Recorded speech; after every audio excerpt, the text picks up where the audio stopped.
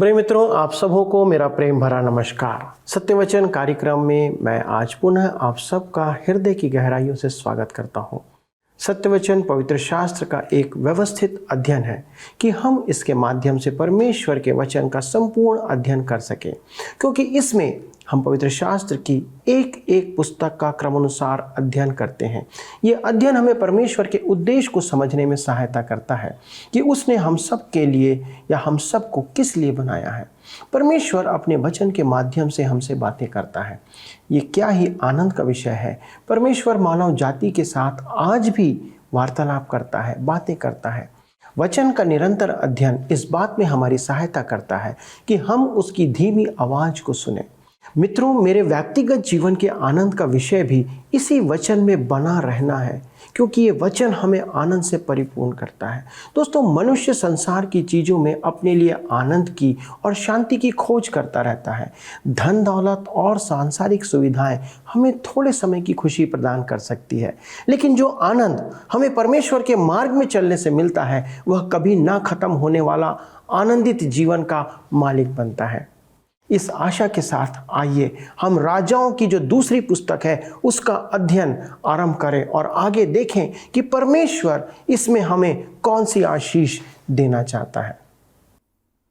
मित्रों, जैसा कि आप सब जानते हैं कि हम इन दिनों बाइबल में से दूसरे राजाओं की पुस्तक से अध्ययन कर रहे हैं। आज हम अपने अध्ययन के क्रम में आगे देखेंगे एलीशा की मृत्यु और तत्पश्चात उसकी कब्र का चमत्कार। दूसरे राजाओं की पुस्तक 13 अध्याय उसके 20 और 21 पद में हम पढ़ते हैं, तब एलीशा मर गया और उसे मिट्टी दी गई। प्रति वर्ष बसंत ऋतु में मोआब के दल देश पर आक्रमण करते थे। लोग किसी मनुष्य को मिट्टी दे रहे थे कि एक दल उन्हें दिखाई पड़ा। तब उन्होंने उस शव को एलीशा की कब्र में डाल दिया और एलीशा की हड्डियों से छूते ही वह जी उठा और अपने पांव के बल खड़ा हो गया।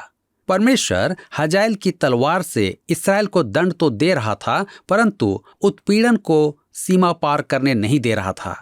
दूसरे राजाओं की पुस्तक 13 अध्याय उसके 24 और 25 पद में लिखा है, तब अराम का राजा हजाएल मर गया और उसका पुत्र बेन्हदद उसके स्थान पर राजा बन गया। तब यहोआहाज के पुत्र यहोआश ने हजाएल के पुत्र बेन्हदद के हाथ से वे नगर फिर ले लिए जिन्हें उसने युद्ध करके उसके पिता यहोआहाज के हाथ से छीन लिया था। यहोआश ने उसको 3 बार जीतकर इस्राएल के नगर फिर ले लिए। दूसरे शब्दों में, जैसा उसका विश्वास था वैसा ही उसके साथ हुआ।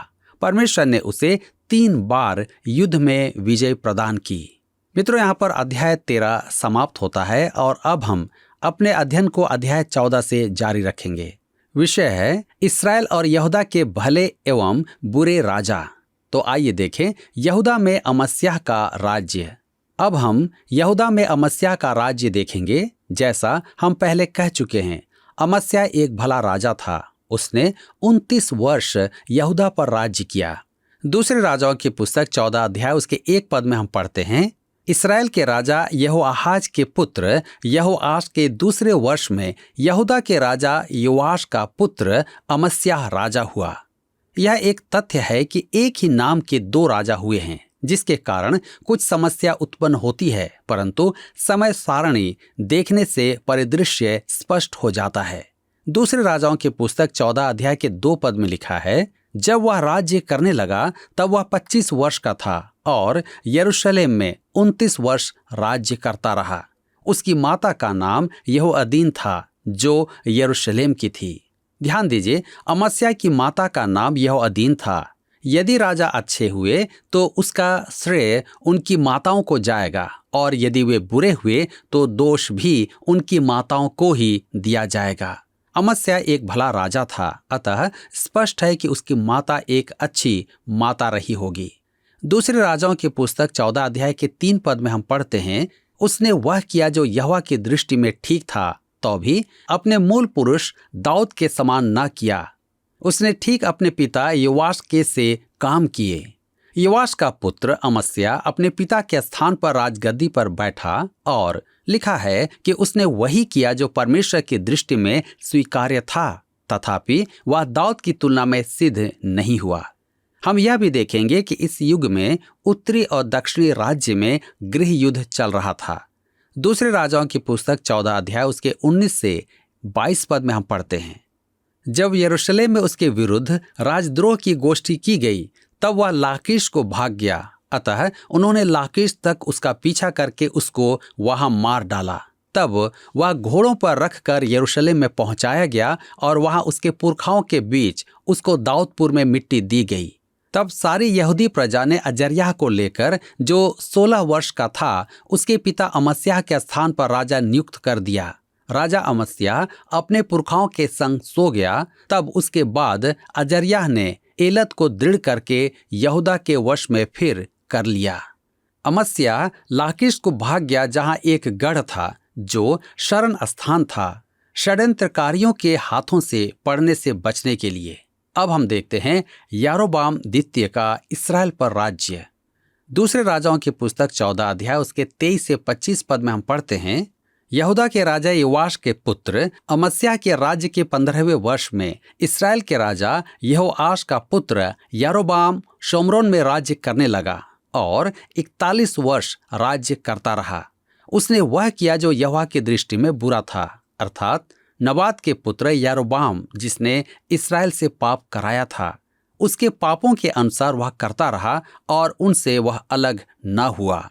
उसने इस्राएल की सीमा हमात की घाटी से ले अराबा के ताल तक ज्यों की त्यों कर दी, जैसा कि इस्राएल के परमेश्वर यहोवा ने अमित्तै के पुत्र अपने दास गथेपेरवासी योना भविष्यद्वक्ता के द्वारा कहा था। मेरे मित्रों, यारोबाम ने वही किया जो परमेश्वर की दृष्टि में बुरा था, परंतु अमित्तै के पुत्र योना भविष्यद्वक्ता के अनुसार इस्राएल की सीमाओं का पुनरुद्धार किया था। योना, जिसने योना नामक पुस्तक लिखी, यह उसका ऐतिहासिक संदर्भ है। इससे सिद्ध होता है कि योना वास्तव में था और इस्राएल का भविष्यद्वक्ता था। अंततः यारोबाम द्वितीय की मृत्यु हो गई और उसका पुत्र जकर्याह उसके स्थान पर राज करने लगा। हम राष्ट्र के पतन की ओर अग्रसर हैं। यहाँ पर अध्याय 14 समाप्त होता है और अब हम अपने अध्ययन को अध्याय 15 से जारी रखेंगे। आइए देखते हैं यहूदा का राजा अजर्याह। दूसरे राजाओं की पुस्तक 15 अध्याय उसके 1 से 4 पद में हम पढ़ते हैं, इस्राएल के राजा यारोबाम के 27वें वर्ष में यहूदा के राजा अमस्याह का पुत्र अजर्याह राजा हुआ। जब वह राज्य करने लगा तब 16 वर्ष का था और यरूशलेम में 52 वर्ष तक राज्य करता रहा। उसकी माता का नाम यकोल्याह था, जो यरूशलेम की थी। जैसे उसका पिता अमस्याह किया करता था, जो यहोवा की दृष्टि में ठीक था, वैसे ही वह भी करता था। तो भी ऊंचे स्थान गिराए न गए। प्रजा के लोग उस समय भी उन पर बलि चढ़ाते और धूप जलाते रहे। ध्यान दीजिए, अजर्याह अनेक प्रकार से एक अच्छा राजा था, तथापि उसने वह काम किया जो उसे नहीं करना था। उसने याजक के उत्तरदायित्व को हाथ में लिया, इस कारण उसे कोढ़ का दंड मिला। हम दूसरे इतिहास की पुस्तक 26 अध्याय उसके 15 से 21 पद में इसे देखते हैं। उसकी मृत्यु पर यशायाह अत्यधिक दुखी था, क्योंकि उसे भय था कि अजर्याह के अनुज राष्ट्र को मूर्ति पूजा में ले जाएंगे। अजर्याह के भय यथोचित थे, क्योंकि उसके पोते ने ठीक यही किया था। इतिहास की पुस्तकों के अध्ययन में हम उज्जियाह के बारे में सविस्तार देखेंगे। मेरे मित्रों, इस्राएल में जकर्याह येहू का अंतिम वंशज शल्लूम द्वारा घात किया गया। जकर्याह केवल 6 महीने ही राजा रहा। शल्लूम ने भी अच्छा काम नहीं किया। उसने 1 ही महीना राज किया और मनहेम ने उसका तख्ता पलट दिया। मनहेम ने 10 वर्ष राज किया और यारोबाम की बुराई को दोहराया। इस समय अश्शूर के राजा पुल ने आक्रमण किया। मनहेम ने उसे 1000 शकेल चांदी देकर राज्य को बचाया। राष्ट्र के लिए यह एक अंधकार युग था। उसके मरणोपरांत उसके पुत्र पकयाह ने 2 ही वर्ष राज किया था कि उसकी सेना के प्रधान पेकह ने षड्यंत्र रचकर उसकी हत्या कर दी। पेकह के राज्यकाल में तिग्लत-पिलेसर अश्शूर के राजा ने आकर नप्ताली के गोत्र को बंदी बनाया और ले गया। होशे ने षड्यंत्र रचकर पेकह की हत्या कर दी। इस बीच यहूदा में योताम राजा बना। वह एक अच्छा राजा था। तो आइए देखते हैं यहूदा का राजा योताम। अब हम यहूदा का इतिहास देखेंगे। अजर्याह का पुत्र इस समय राज कर रहा है। आइए पढ़ें दूसरे राजाओं की पुस्तक 15 अध्याय उसके 33 पद। यहाँ पर लिखा है, जब वह राज्य करने लगा तब 25 वर्ष का था और यरूशलेम में 16 वर्ष तक राज्य करता रहा। उसकी माता का नाम यरूशा था, जो सादोक की बेटी थी। उससे अच्छा राजा माना गया। परमेश्वर ने उसकी माता का नाम भी लिखा है। दूसरे राजाओं की पुस्तक 15 अध्याय उसके 34 और 35 पद में हम पढ़ते हैं, उसने वह किया जो यहोवा की दृष्टि में ठीक था, अर्थात जैसा उसके पिता उज्जियाह ने किया था ठीक वैसा ही उसने भी किया। तो भी ऊंचे स्थान गिराए न गए। प्रजा के लोग उन पर उस समय भी बलि चढ़ाते और धूप जलाते रहे। यहोवा के भवन के ऊंचे फाटक भी इसी ने बनाया था।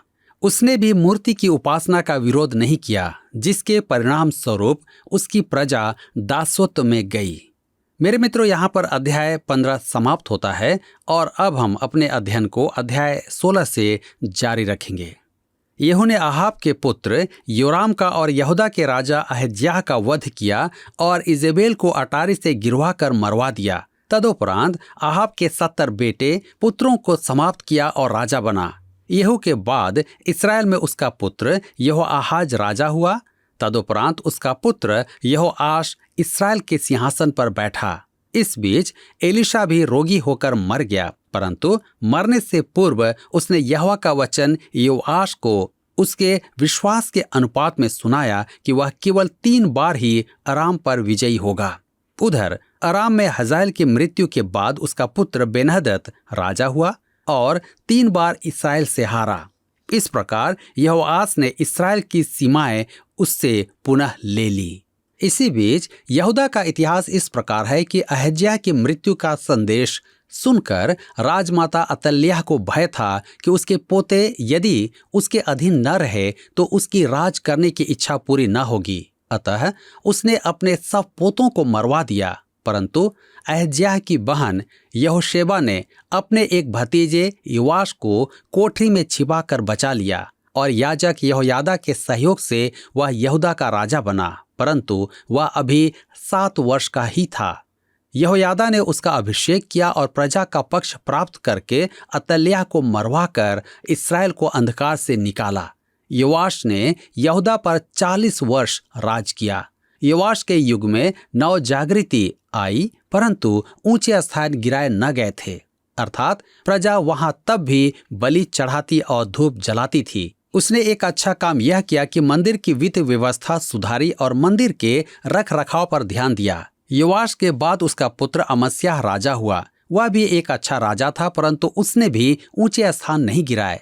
29 वर्ष राज्य करके वह मर गया और उसका पुत्र अजर्याह जो उज्जियाह था यहूदा का राजा हुआ।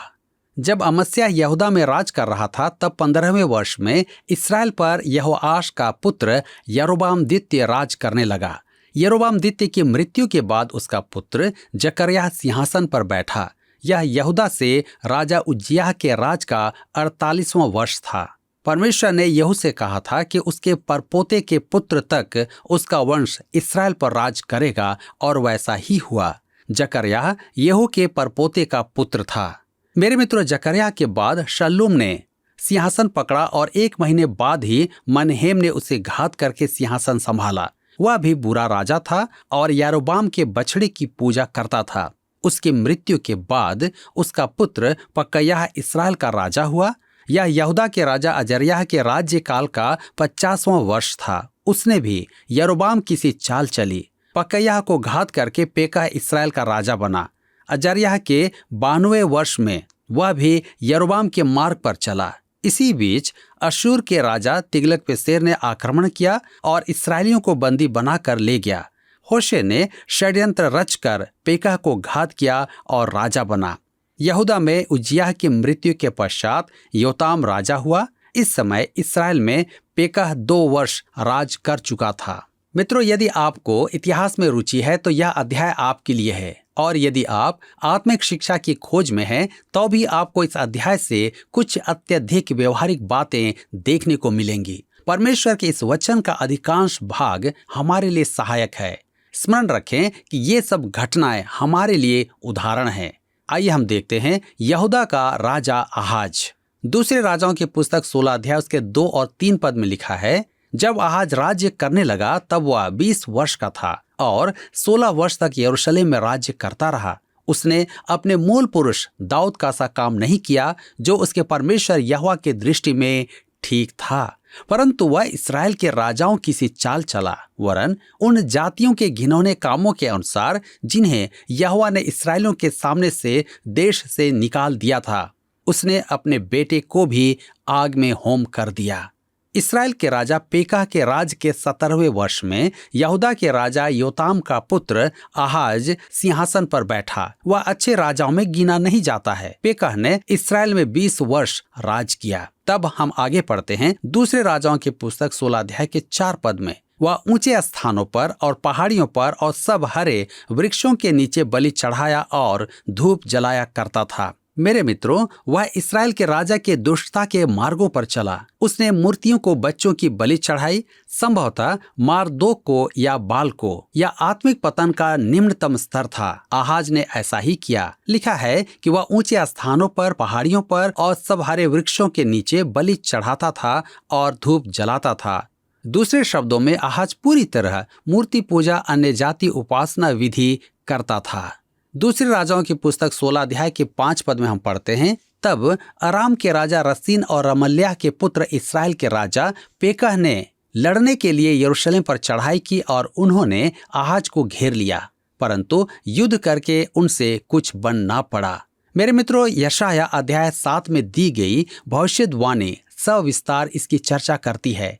यह अध्याय अत्यधिक महत्वपूर्ण है क्योंकि यह प्रभु यीशु के कुंवारी से जन्म लेने की भविष्यवाणी है। यशाया आहाज को भविष्यवाणी का वचन सुना रहा था क्योंकि वह परमेश्वर की वाणी सुनने को तैयार नहीं था। यशाया उसे परमेश्वर पर भरोसा करने की चुनौती देता है। आहाज ने अश्शूर से सहायता मांगी, जिसका परिणाम यह हुआ कि अश्शूर को खुला द्वार मिला। वे आए और उत्तरी राज्य को बंधुआई में ले गए। तब हम पढ़ते हैं दूसरे राजाओं की पुस्तक 16 अध्याय के 6 पद में।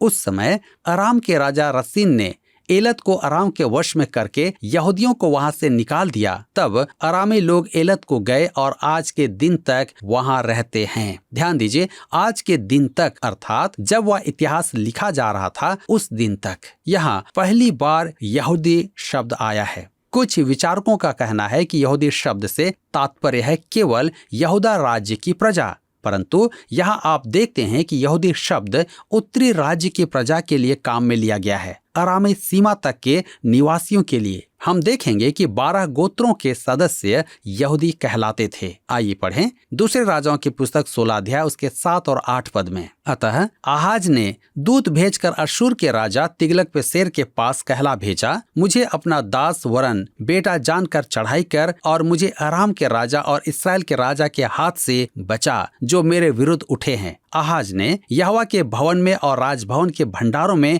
जितना सोना चांदी मिला उसे अश्शूर के राजा के पास भेंट करके भेज दिया। इस प्रकार अश्शूरी आहाज से रिश्वत पाकर उसकी सहायता करने आए। उन्होंने अराम पर आक्रमण किया और उसे जीत लिया। दूसरे राजाओं की पुस्तक 16 अध्याय के 10 पद में हम पढ़ते हैं, तब राजा आहाज अश्शूर के राजा तिग्लत-पिलेसर से भेंट करने के लिए दमिश्क को गया और वहां की वेदी देखकर उसकी सब बनावट के अनुसार उसका नक्शा उरिय्याह याजक के पास नमूने के रूप में भेज दिया। आहाज उस अरामी मंदिर की वेदी की नकल यहूदा के मंदिर में बनवाना चाहता था। यहोवा के मंदिर में इस्राएल इसके विरुद्ध और राजा के कामों के विरुद्ध भविष्यवाणी का वचन सुनाता रहा। दूसरे राजाओं की पुस्तक 16 अध्याय के 17 पद में लिखा है, फिर राजा आहाज ने कुर्सियों की पटरियों को काट डाला और हौदियों को उन पर से उतार दिया और बड़े हौद को उन पीतल के बैलों पर से जो उसके नीचे थे उतार कर पत्थरों के फर्श पर रख दिया।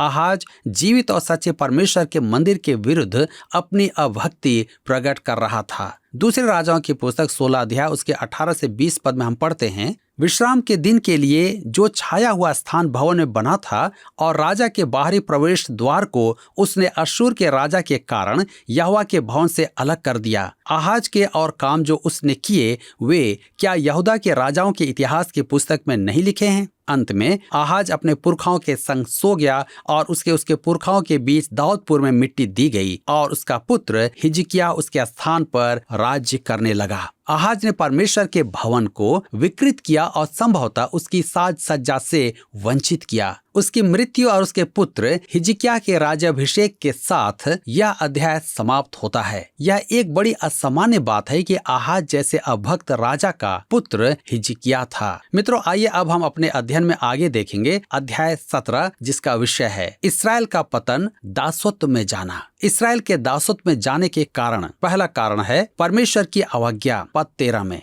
तो भी यहोवा ने सब भविष्यद्वक्ताओं और सब दर्शियों के द्वारा इसराइल और यहूदा को यह कहकर चिताया था, अपनी बुरी चाल छोड़कर उस सारी व्यवस्था के अनुसार जो मैंने तुम्हारे पुरखाओं को दी थी और अपने दास भविष्यद्वक्ताओं के हाथ तुम्हारे पास पहुंचाई है, मेरी आज्ञाओं और विधियों को माना करो। दूसरा कारण, परमेश्वर पर विश्वास न किया। पद 14 और दूसरे इतिहास की पुस्तक 35 अध्याय उसके 15 और 16 पद में हम पाते हैं, परंतु उन्होंने न माना, वरन अपने उन पुरखाओं के जिन्होंने अपने परमेश्वर यहोवा का विश्वास न किया था, वे भी हठीले बन गए। तीसरा कारण, परमेश्वर की आज्ञाओं का त्याग। दूसरा इतिहास की पुस्तक 35 अध्याय के 15 पद में हम पाते हैं, 490 वर्षों तक शब्द का पालन न करना। यह सब इसलिए हुआ कि यहोवा का जो वचन यिर्मयाह के मुंह से निकला था वह पूरा हो कि देश अपने विश्राम कालों में सुख भोगता रहे। इस राष्ट्र की कहानी प्रत्येक मनुष्य की कहानी है। आइए हम देखते हैं होशे का राज्य। अध्याय 17 में इसराइल के इतिहास का अंत होता है। उत्तरी राज्य के 10 गोत्र अश्शूरियों द्वारा दास बनाकर विस्थापित किए गए। दूसरे राजाओं की पुस्तक 17 अध्याय उसके 1 और 2 पद में हम पढ़ते हैं, यहूदा के राजा आहाज के 12वें वर्ष में एला का पुत्र होशे शोम्रोन में इसराइल पर राज्य करने लगा और 9 वर्ष तक राज्य करता रहा। उसने वही किया जो यहोवा की दृष्टि में बुरा था, परंतु इसराइल के उन राजाओं के बराबर नहीं जो उससे पहले थे।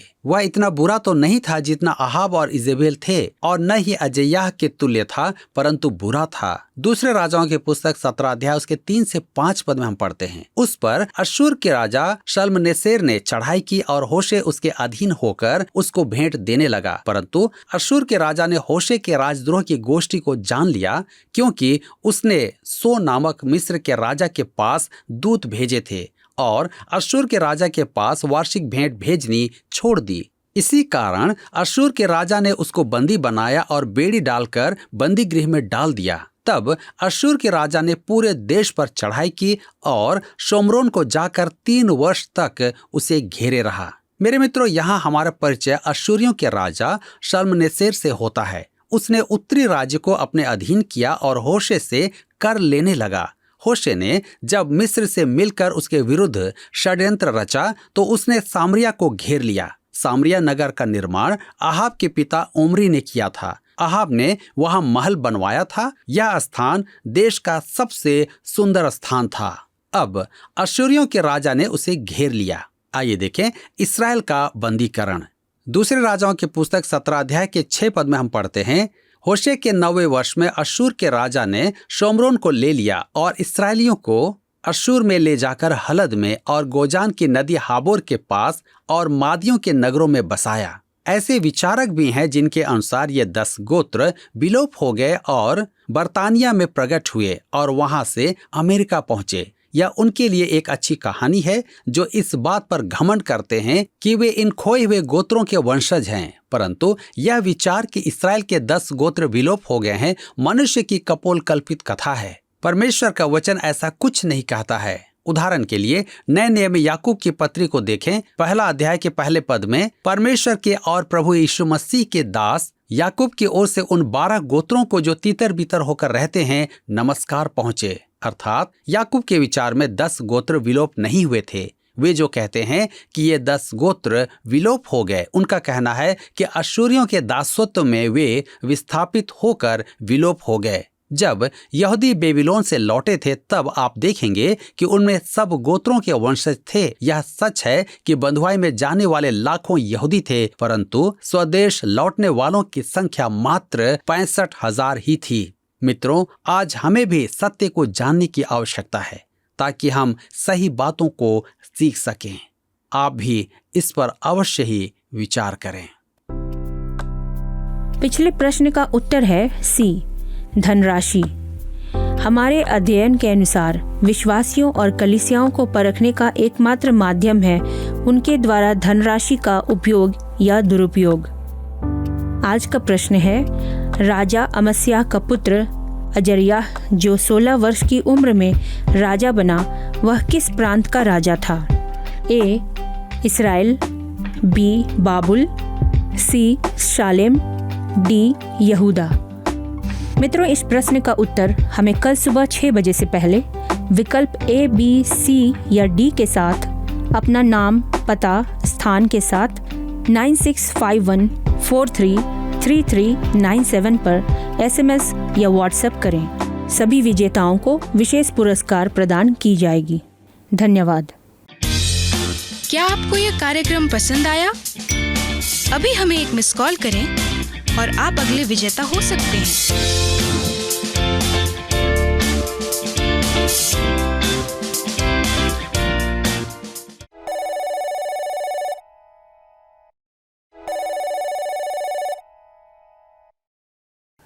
प्रिय मित्रों, आज हमने एक साथ कई राजाओं के बारे में अध्ययन को देखा और किया जो परमेश्वर के प्रति बिल्कुल भी विश्वास योग्य नहीं थे या फिर अपूर्ण रीति से विश्वास योग्य थे।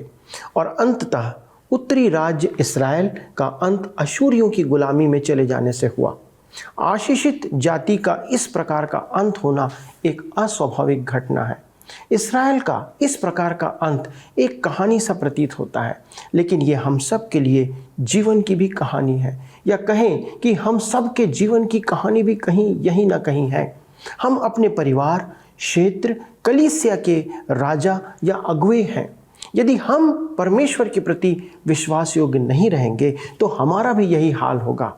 कई मसीही परिवार और घराने एक समय आनंदित रहते थे, परमेश्वर में बढ़ रहे थे, लेकिन छोटी छोटी गलतियां और समझौतों के कारण आज हम लोगों से मिलना नहीं चाहते, परमेश्वर से दूर हो गए हैं, हम एक शर्मिंदगी के जीवन में चले गए हैं।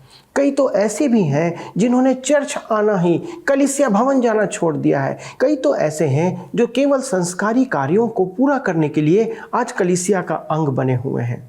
दोस्तों, मृत्यु, तंगी, तनाव, अशांति, शराब, अविश्वासियों की संगति, इस प्रकार की आदि बातों ने परिवार की एकता को नाश कर दिया है। ये सारी बातें अनाज्ञाकारिता, परमेश्वर पर संदेह और परमेश्वर की अवहेलना करने से होती है।